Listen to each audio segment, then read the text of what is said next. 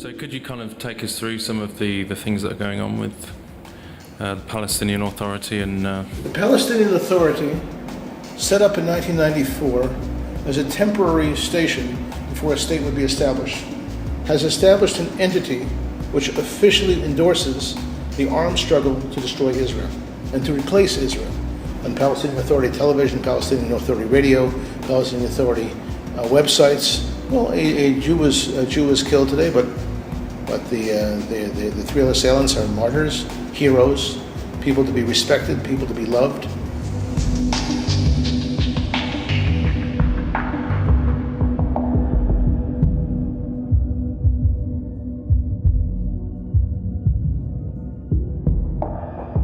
Are there a lot of terrorist attacks on Israelis that go unreported in the Western media? Nothing is unreported, everything is downplayed. So essentially we're dealing with the same kind of ideology that we're facing in Europe, which is on the rise, this same jihadi, hatred against democracy. And it's not a hatred against democracy, it's a war on the West, trying to reverse history through low-intensity conflict. Most military historians and military strategists, they poo-poo the whole idea of low-intensity war. But low-intensity war has an effect, a cumulative effect, slow, like Chinese torture.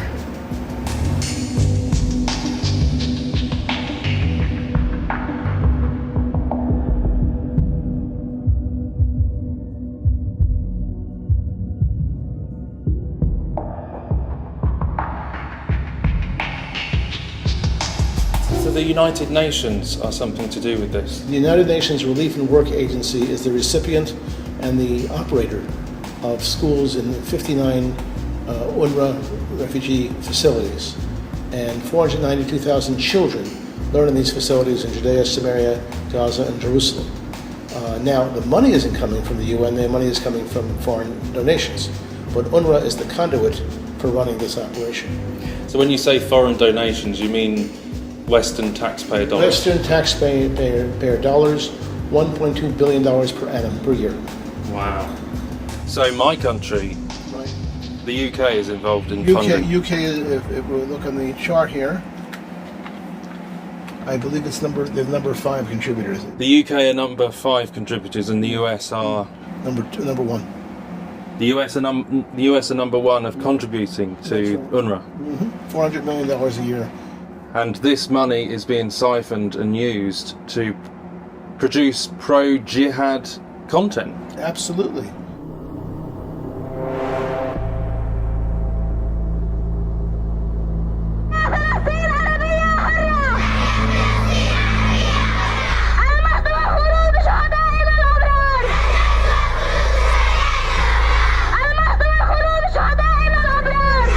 So these are the Palestinian schools indoctrinating the children. That's right. It's like a military operation. Right, absolutely. Basically, they're calling for they're revving them up for the right of return by force of arms. They don't mince words in terms of what they're doing.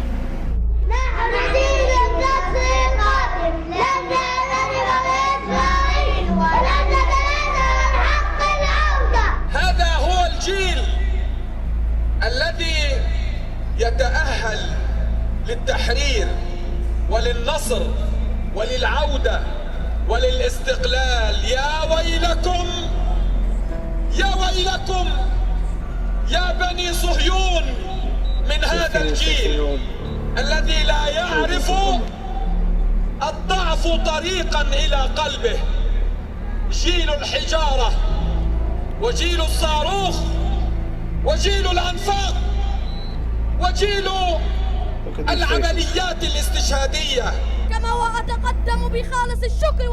I think what people need to realise as well is that the problems we face in Europe are not dissimilar to the same ideology. Well, the school books that are used in the Palestinian Authority are exported to Europe in Muslim education schools, openly. And we wonder why we've got an increasing problem with terrorism. That's right. You don't have to be like me as a community organizer to recognize issues of systems analysis, to see how they operate in a systematic, cooperative fashion. Right, and unless the government deal with this problem in our lands, then it's not going to go away. That's right. هذا الجيل الذي استهدف بالتدريب والعناية والرعاية في عمليات كشفية. I've seen this rise in anti-Semitism across some in society in general, but even across some Christians and some of the more, especially the more liberal churches in the West. What the Palestinian Authority is doing is manipulating a latent anti-Semitism, which is throughout the Christian world, and using themes such as the killing of children. And the next stage of the war is to put thousands of armed children on the battlefield, make sure they die, and make sure there's enough footage of these children before they died, so that the Jews can be accused of killing children. Where have we heard that before? And as Jews feel more and more uncomfortable in Western nations, the country here in Israel is only going to grow. And that will instigate a new round of anti-Semitism, the likes of which we haven't seen in a long time.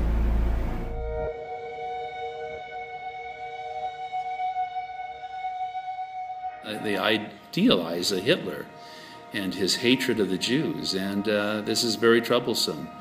And we are living in very troubled times, and this is part of the prophetical end time period where ever-increasing hatred for Israel and nations that defend Israel, and maybe against the reporters that report the truth about Israel. I think more specifically regarding this hateful UN school curriculum called UNRWA, not recognizing Israel right to exist in the textbooks, not posting this land as being Israel, but just Palestine, and deceiving the children and inciting them against violence and training them to kill.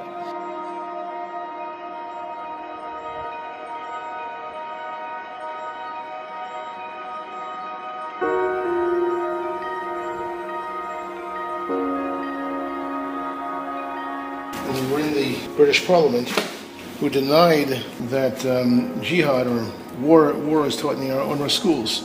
So we took some clauses from the school books. Children learn this by heart.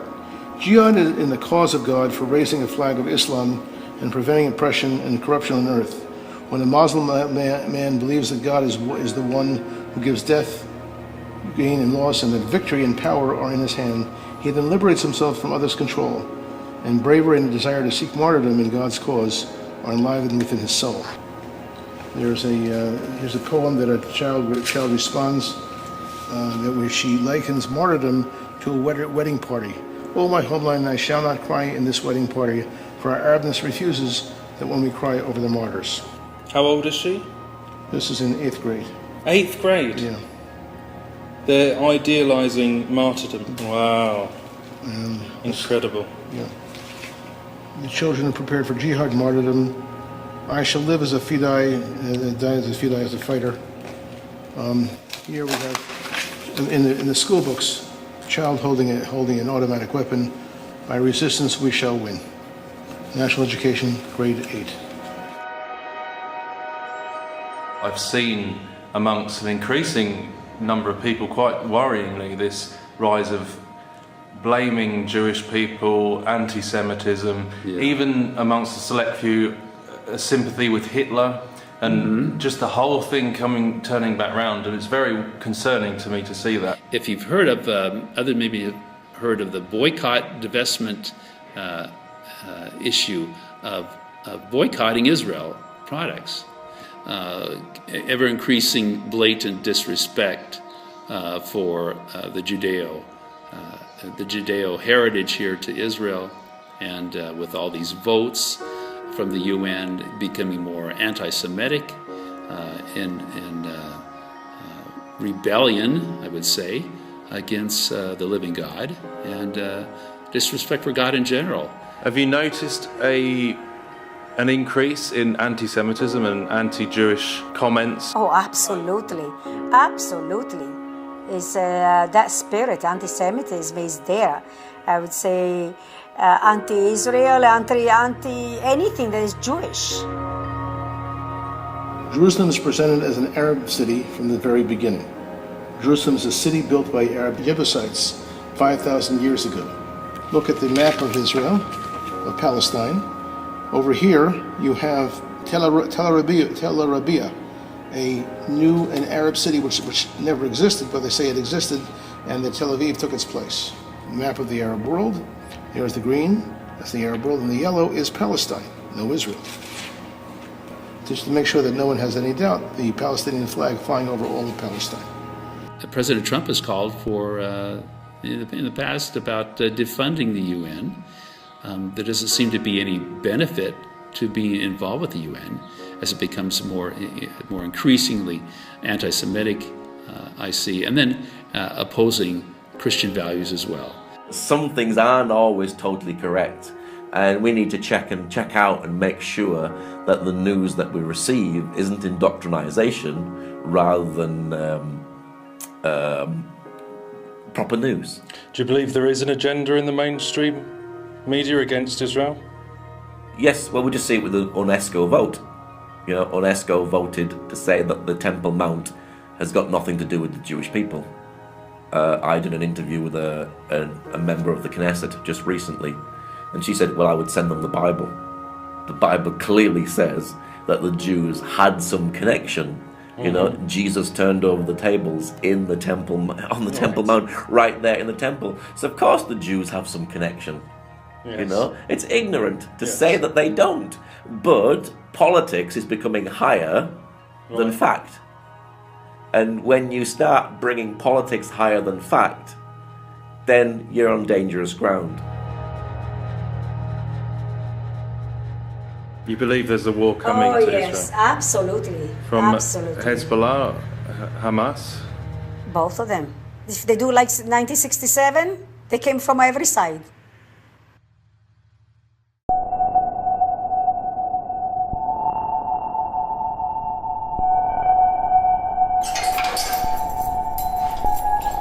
And this is where you see, although it's striving to be a place of democracy and freedom for all, there is the stark truth that this place has many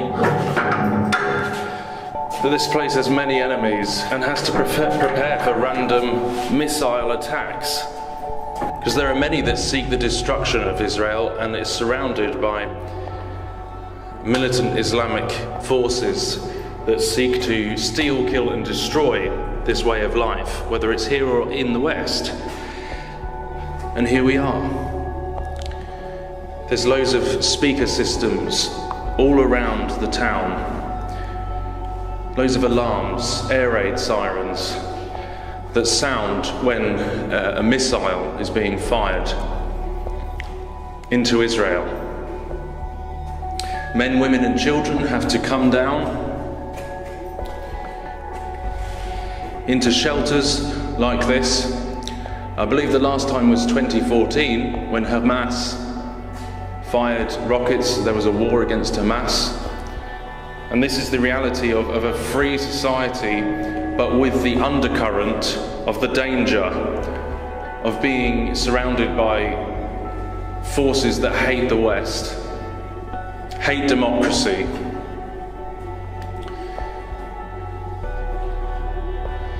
But I mean, how often do you see the newspapers covering it from this angle?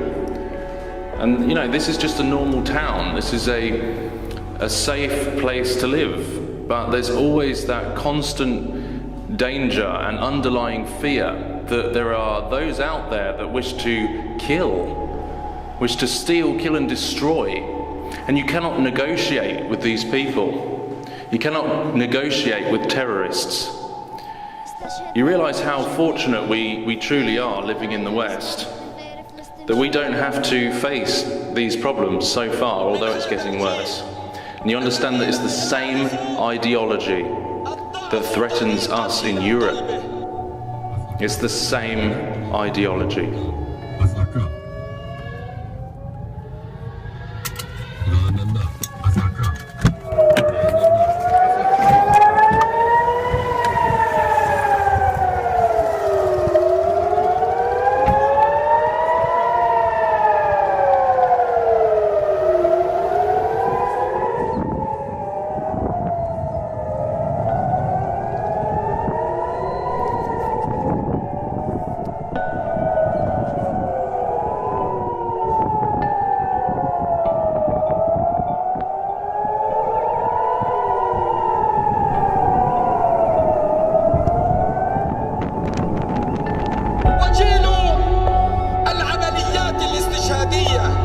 And this money is being siphoned and used to produce pro-jihad content. Absolutely.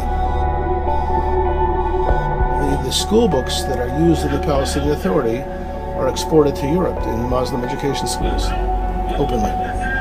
And we wonder why we've got an increasing problem with terrorism. That's right.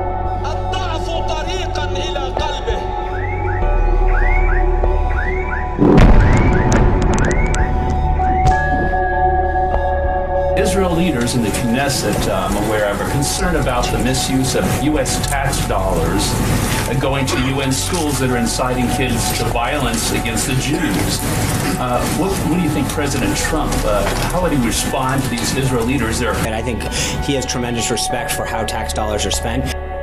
70 years after the murder of 6 million Jews, Iran's rulers promised to destroy my country, murder my people. And the response from this body,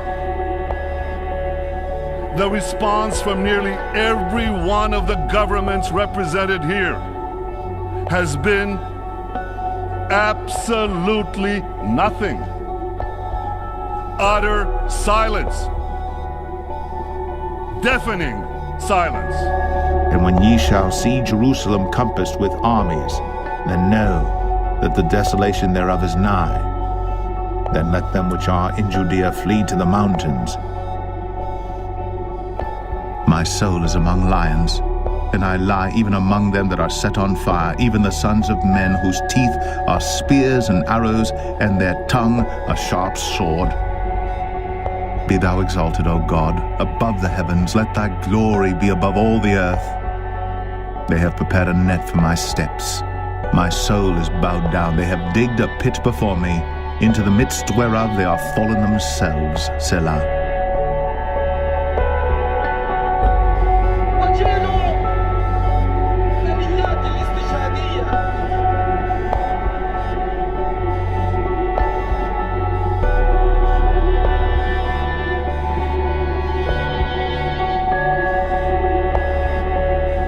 The response from nearly every one of the governments represented here has been utter silence.